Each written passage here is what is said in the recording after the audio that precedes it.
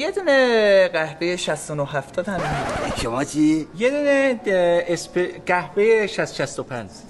تو چی؟ همین چیزی که این خانم داره میخوره. خانم شاید بخواد آره میخوره. آشام سلام مشاهده. سلام.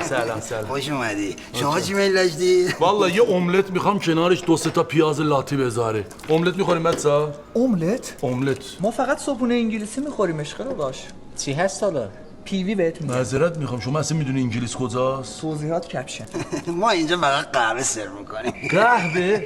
شما کی تا حالا قهوه خور شدین؟ چشای داداش من تا صبح قهوه نزنم پاور بانکم روشن نمیشه. بابا چرت و پرت میگه. منم چی میدونی من قهوه ما هر روز صبح رو تختم میخورم. ما اصلا خونمون تخت نداره. داشام ده حضرت عباس اون موقعی که قهوه مد بود اصلا ما مد نبودیم. والا ایشون با این تیپ و استایل و قیافه همون املت بهش میخوره، قهوه بخوره هنگ میکنه. این اصلا چرت و پرت میگن. تا حالا قهوه نخوردن. برو به خاطر اینکه روی اینا رو کم کنم یه قهوه سنگین لاتی بیار. خب سری باش بدو دیگه بدو ببینم. به نظرم کافی میکس بخور اووردوز نکنی. همین چرا سیاهی؟ برای شما هم سیاه بود. خودمون